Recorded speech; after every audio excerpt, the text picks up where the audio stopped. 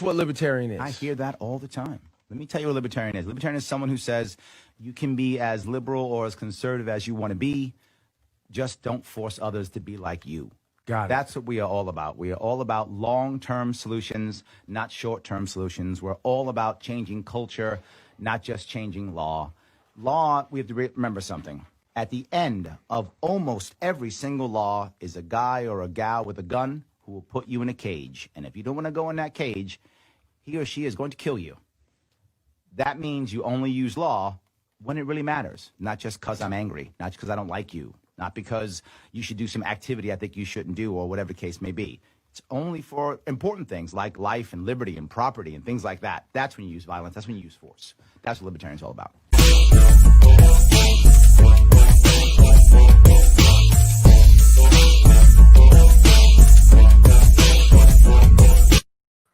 Yes, we are back here. Larry Sharpe with Libertarians Drinking Coffee Live. Yes, the brand is strong. We are still drinking coffee. Hold on.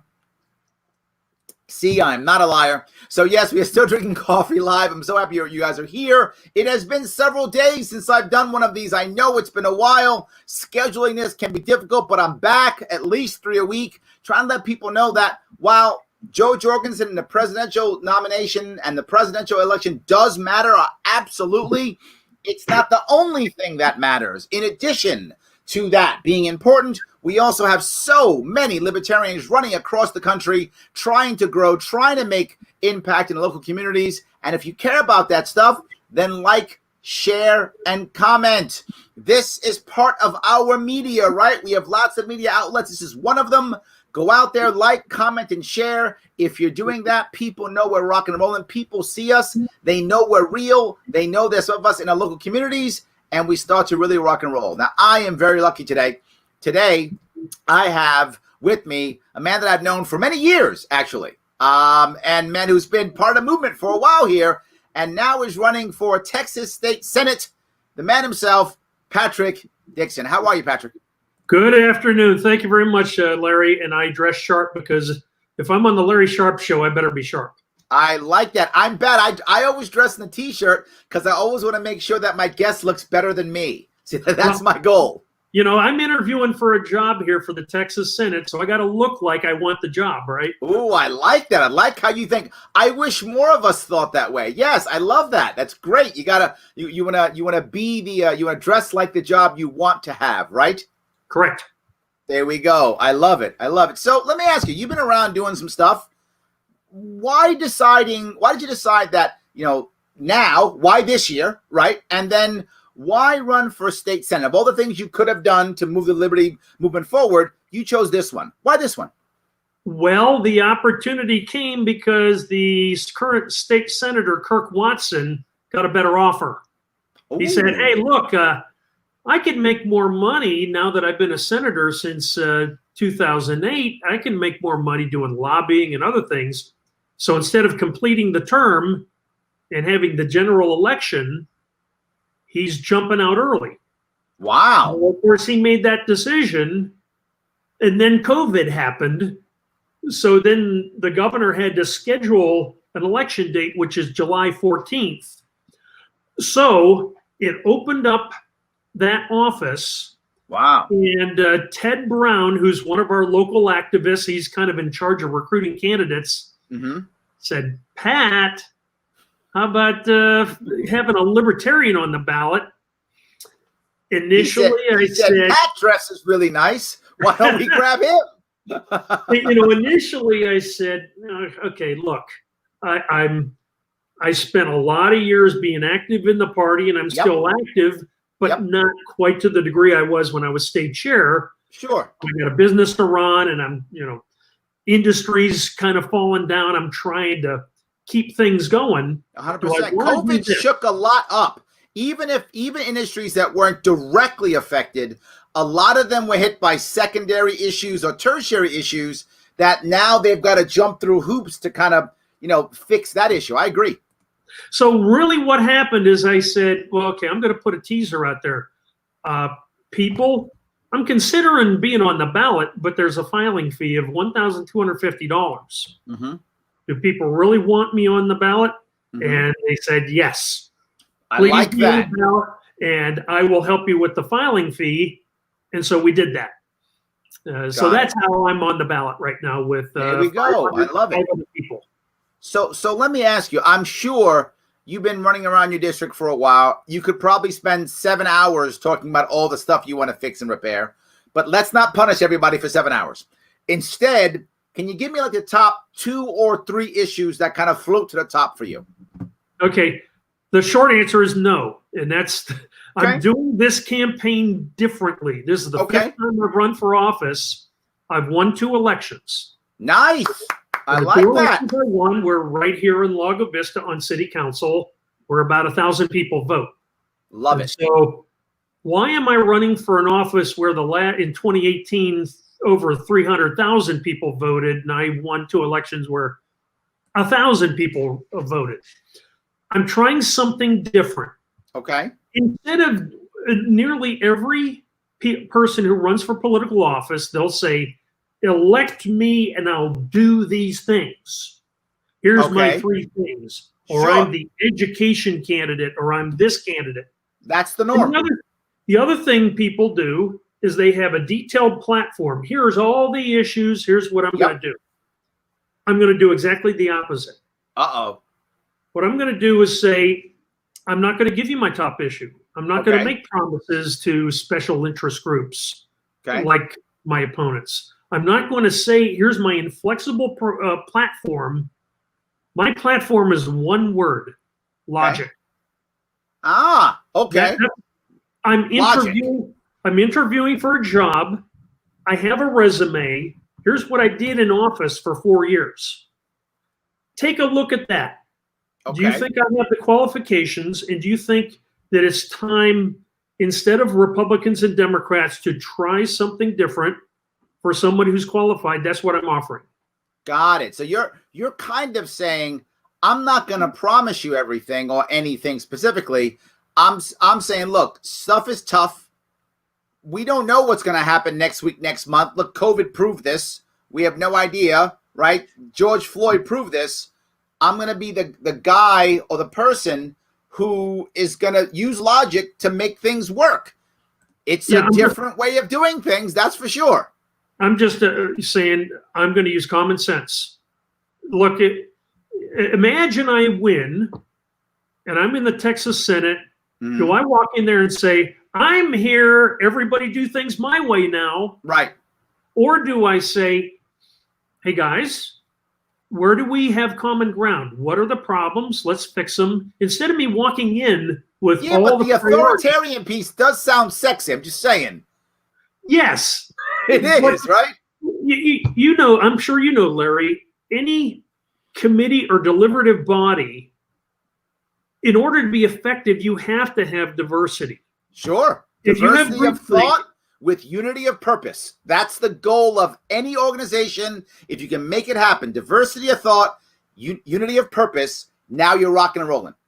So as a former city council member, as somebody who has been part of boards and organizations and nonprofit organizations and in business, I know that when you get together in a deliberation and there's various opinions and you find common ground, that's how you move the ball downfield. I love it. I love that. Well, let me ask a more simple question. I got Shelley asking me, what district are you in, what counties? She's got people who vote in Texas.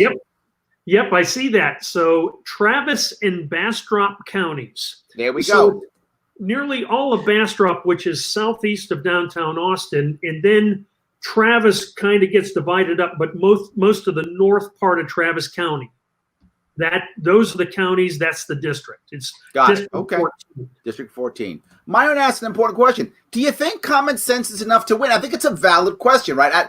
I think when you bring that up, does that make the media say, "Wow, different," or does the media go, he's got no policies? Like, what responses do you think you get? And have you had any? Right? Do you have any evidence that people don't care, do care?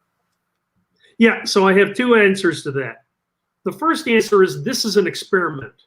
Okay. We're going to see how this goes. Okay. Because So Myron, he's going to tell you in November. I'm sorry, he's going to tell you in August. Yeah. So Yes. having run for office five elections and having managed candidates, being a campaign manager, Yeah. we've done a lot of things the traditional way. Sure. And I'm not saying that does not work, because I won 2 elections doing, hey, Sure. vote for me and here's why. Right. Okay. But I think if I go into this Texas Senate election and say, I'm going to do just what Eddie Rodriguez does, and Sarah Eckhart and Don Zimmerman and all these other candidates, how do I distinguish myself Got it. when there's 6 people on the ballot? So I'm going to then, try this. So let me ask a question. You got to then have a cool common sense slogan, right? Yeah. So my slogan is there's 2. The one I have on my website is, my platform is one word: logic. Okay. And another way to say that, if I send out direct mail, is the logical choice. The logical choice. Okay. I like that. Logic and the logical choice. All right. Now I'll throw a caveat. And you asked about what do people think. That was the second part. So there's the media, and then there's everybody else. Right. Okay? They're definitely 2 separate things. I agree. So the media, the challenge is, do they even mention me? Sure. Initially, that was the issue. When the filing date happened, I would listen to the radio in the morning and it said, well, okay, it's Sarah Eckhart against Eddie Rodriguez. That's it. They didn't mention any other candidates, didn't mention me. I know the feeling. I think I've won that. I've been able to win that, and now I'm getting coverage. Now organizations are including me. Nice. I believe the Austin Chamber of Commerce is going to have a candidate debate. They talked to me yesterday, and they want to have me on. Very nice. So that's the media side. Then when I talk to people like fellow libertarians, they do ask, come on, what are you, Dr. Spock? You're Mr. Logic? Now, I probably am, but that's not necessarily the point. By saying logic, I really mean common sense. Right. But I'm trying to put it into one word. Hope, change, logic. Right. Right. If you can make it one word, people might remember that. I like it. I like it very much. It's great. All right. So let me speak about logic. I mean, this could be very challenging for you in general because it's also very emotional. Do you have any view on the COVID response, right? How we responded to COVID? A lot of people yelled, logic is following the experts and locking us down. Other people would say, no, logic is not destroying the economy and following a different model. Or so where does Pat Dixon fall on this? Okay. So at the risk of alienating a lot of libertarians and a lot of your listeners, I'm going to tell you what I think. Whoa. Are you going to tell me that libertarians might be mad at other libertarians? That never happens. I think I've seen that happen before. Okay, once or twice. Okay, good. Go ahead. So I have a few thoughts. First of all, it seems inherently, we as libertarians reject the idea that we're not allowed to run our businesses. Are we responsible? Do people come into our businesses, and if they are asymptomatic and they're shaking hands, can businesses handle that by themselves? Yes, they can. I have businesses here in Lago Vista where you walk in, you got to use the hand sanitizer, you got to have a mask and separation. Here in Queens too? Yep, absolutely. Okay. So ideally, in my libertarian utopia, you wouldn't have the federal or state governments dictating to people what they have to do. People accept that responsibility. If you are one of these people that you think is vulnerable, you don't leave the house. I think I'm hearing a but. There's a but. I had a feeling. Okay. So when this virus happened, we didn't necessarily know how bad it was. We didn't. Sure. Right now, it looks like the fatality is far lower than. Yes. But when it first happened, did everybody know how bad this was? Mm-hmm. And if you're walking around shaking hands, you feel fine, but you're actually spreading a disease to your 92-year-old father. Okay. So is there some role, like at least in informing people, that government has. Mm-hmm. I think there is. I don't know where to draw the line. I don't know the best answer. I think most people, though, Pat, even many libertarians would tell you that, I mean, the hardcore libertarians say no role of government at all. I get it.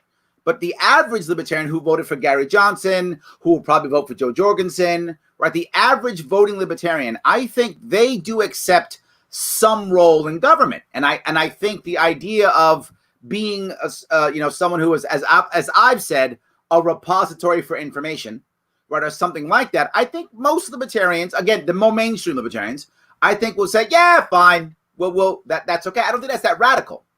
Right. So I got two more things to say about this. One is, here comes the radical part. Okay, go ahead. Yeah, I'm going to get a little bit more radical. Okay. A lot of people are not going to like the last thing I say. But okay. The second thing is when we look at other countries and you look at the inflection point, okay, infections went up and they went down because they did something. Right. Well, we're not really like that. It looks like we hit a peak and we're not really coming down like this.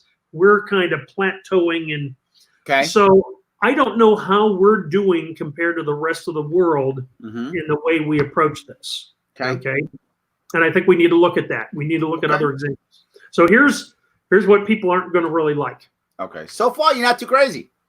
Okay, well, Dr. Ron Paul is someone I've always respected. He endorsed my campaigns for city council. He didn't have to do that. Nice. He didn't have to call me on the phone from Washington, D.C. when I called into his office, and he called me directly and said, I heard you called in. I have great respect for him, but I don't know what he's doing right now. Okay. It seems like he and Rand are part of the Trump apologist team. Rand is overt, but when Ron Paul attacks Dr. Fauci, I don't get it. Okay. Dr. Fauci is a scientist. Okay. I don't know anybody on the planet who's better qualified to do what he's doing. Okay. But he's not a policy maker. Okay. So it sounds to me like Ron Paul does not like the policy from Washington, D.C. Okay. Fine. Then why aren't you asking for the policy maker to be fired? The policy maker is Trump. It's not Dr. Fauci who says, based on all my experience, on all the work I've done, here's Pat, what you're walking down a road you don't have to walk down. Well, the reason I'm bringing this up is I am respectful of people in their roles, and if it's kind of a political opportunistic situation, I got to push back. I got to look at data and but you're okay. I'm going to be a nudge with you now. I got to push back on you. Okay. I'm asking you for what do you think should happen here, and you're running for state senate, and you're talking about Fauci and Trump. Correct. So obviously, Greg Abbott, the governor of Texas, he has these plans for how to reopen Texas. Okay. But a lot of that, you've got governors that seem to be saying, well, okay, I'm a Republican. I kind of have to be in concert. Oh, that's where you're going with it. Okay. Now I see where you're going. Okay. So if Abbott is saying, I have to do things that don't upset Trump. Got it. And if it's badly, if it's badly reasoned, I got a problem with that. I agree with you on this, right? I don't want my governor doing stuff. In my case, I have a Democrat governor, right? So I don't want my governor doing stuff just to spite Trump, as I know you don't want your governor doing stuff just to make Trump happy. We want to do what's best for our states individually, regardless of whether it makes Trump angry or makes him happy or whatever the issue is. I get what you're saying. That makes sense. Yeah, and as a senator, you don't have Senate members who are making these decisions right now. We have a legislature who meets once every 2 years. So it is the governor and lieutenant governor. Those are the people making those decisions. But I'd rather have them listening to Fauci than Trump. And that's why I'm wondering, what is Ron Paul doing attacking Fauci? If you want to attack somebody, attack the policymaker, and that's Trump. God, okay, that's where you're going. Okay, all right. So let's go to another controversial, and I'm sure you'll get mad at Trump again on this one, but you don't have to unless you want to. Let's go to George Floyd. I mean, that is the issue of the day, without question. Everyone's talking about it. You know, what should have been done, what is being done, what's the future. Now we got, you know, people protesting, and among the protesters, we got rioters and looters, all kind of stuff going on. Do you have a view on this? Yeah, I do. Go ahead. So down here in Texas, we had a case, Sandra Bland. Okay. I don't know if you're familiar with that case. Yep. And if you listen to Malcolm Gladwell's explanation of what really happened, what happened is police departments have necessarily become more aggressive. And the reason is, one of the primary reasons is the war on drugs. Absolutely. We have to pull over 100 people for goofy reasons because we just might find a bag of pot in there. Yep. So it seems there is this mentality where the incentives for police departments are, we don't care how far you have to go as long as you find the drugs. Yep. So I think part of it is a mentality. There's certainly a racism aspect of that. But let me also say that on city council here in Lago Vista, I got along very well with a lot of staff members, including the chief of police and his officers. They do a good job here. Okay. And I recognize how difficult a job that is. So there is a balance in understanding. I am not an anarchist. I want there to be a police department. I want the police to address cases where people are doing harm to others. But we can't create these perverse incentives where bad officers. I'll share this with you. When I got on council, one of the most famous things that ever happened in Lago Vista was called the Atwater case. Okay. This was a young police officer in our department that pulled over a lady for a seatbelt violation and put her in jail. Wow. That went to the Supreme Court of the United States. Wow. And she lost in a 5-4 decision, and it split the department open. So one of the first things I did when I got on council is I said, guys, I'm a libertarian. I know you think I want to cut everything, but I actually want to increase the compensation for our police department so we retain good, experienced police officers, so we're not going to the Supreme Court. Okay. All right. There we go. All right. So you think that this is much more of a war on drugs institutional issue, and that's what we have to deal with? I am not going to tell you I know all the answers. I think the war on drugs is a big part of that, and I think Malcolm Gladwell is backing me up and a lot of other people. So I think there's clearly a component where in order to fight that war on drugs that we've been fighting forever and throwing money at, in order to get any kind of results, you have to be more aggressive. Okay. So let me go to the next piece, which is your election's next month, right? It's July 14th, yes. So you've only got about a month or so. Yes. How do you make impact with COVID, with protests, with looters, with everything that's going on? How does Pat Dixon get attention and make impact? How do you do that? Maybe I ought to get on the Larry Sharpe show, you think? That's a good idea. Good start. Good start. Yeah, clearly this is everything I've done in previous campaigns. Block walking is by far the most effective thing. Yes. And when I won my city council races, I knocked on the door of every voter. Well, if I tried to do that now, they're not going to answer the door. Right. Right. It's a problem. I agree. They can't measure my temperature on my forehead and say, okay, I'll shake your hand. Right. So I think social media clearly now plays a bigger role. Yep.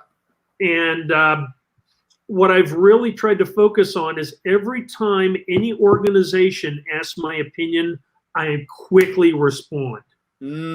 Gotcha. So okay. If you go to my website, logic14.org, there's a page called questions. So even though I told you I don't have a detailed platform, I don't list every issue, every time somebody asks me a question, I put it there. And I'm quick to respond to those. Got it. So, okay. And I will respond to everyone, including organizations that I know I'm going to disagree with. Sure. Absolutely. I love it. All right. So let me go to the next piece then. Impact is tough, but then how in the world do we deal with the massive amounts of fear? Fear of COVID, fear of rioters, fear of the police, fear that either Trump or Biden is going to destroy your way of life. I mean, just fear. How do we get around that aspect that people just, I'm afraid. So either I get so afraid I shut down and don't bother voting and just stay home and watch CNN or Fox all day, depending on what side I'm on, right? Or I'm just going to go back to my old ways. I lean left, so I vote Biden, or I lean right, so I vote Trump. Yeah, and I know you had that discussion with Joe Rogan when he interviewed you, and a lot of what you talked about was, okay, is it really your fear that is forming your opinion? Well, I'm not a psychologist. I don't know that answer.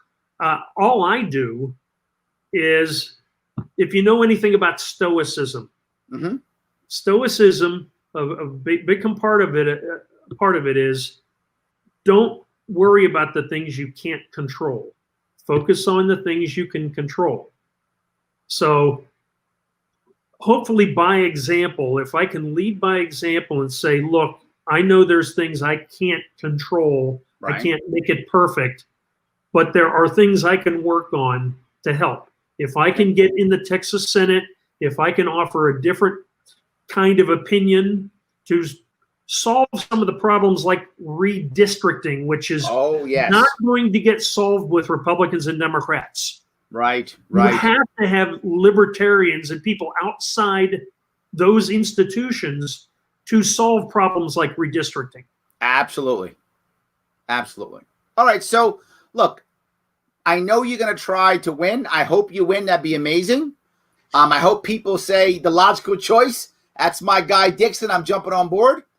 But if they don't, if you don't win, have you decided what's an actual win? What's a victory, right? What's a victory if you don't get the actual prize? Right. So imagine out of 6 candidates, I finish 4th. Okay. There's 6 candidates? There's 6 candidates. Wow. There's 2 Republicans, 2 Democrats, an independent, and 1 libertarian. Wow. Okay. So imagine I finish 4th. Okay. I wouldn't be devastated. Okay. Imagine I finish 3rd. That would kind of rock the world. If I finish 2nd, that would be astonishing. The person who is favored to win this election is expecting to raise $1 million. Wow. I don't expect to raise $1 million. $1 million for a special election. Yes. I believe he already has a $500,000. According to his interview with the Texas Tribune about 2 weeks ago, he already has a $500,000. Wow.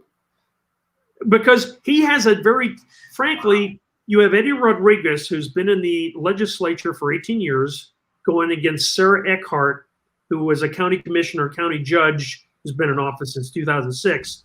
They're 2 Democrats, and they're fighting it out. So for Eddie to win or for Sarah to win, they're going to have to. Okay, so why? So does that mean that you look at 4th as a win? Is that what you mean? So you've got to beat. I'm assuming you think you need to beat the independent and one of the majors, and if you do that, that's a win. Is that how you're looking at it? Am I reading that right? But there's another way to measure the win, and that's impact in the actual, either in the debate or in the results. If you can influence policy, if you can say, I am going to take a stand on some issue that I can't predict yet.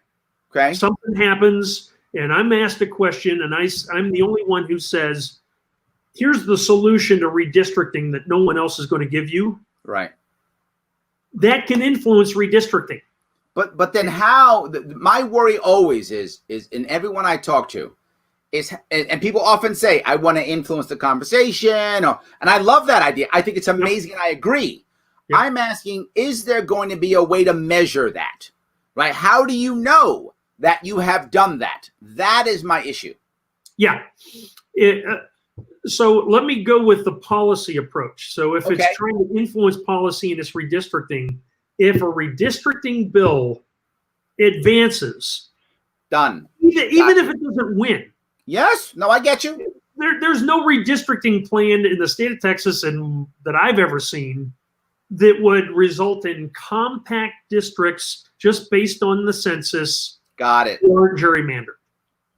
No, that's a very good way of measuring it, right? If we get a bill that goes up to the Senate, we're good, right? If we get a bill into our state house, that's a win.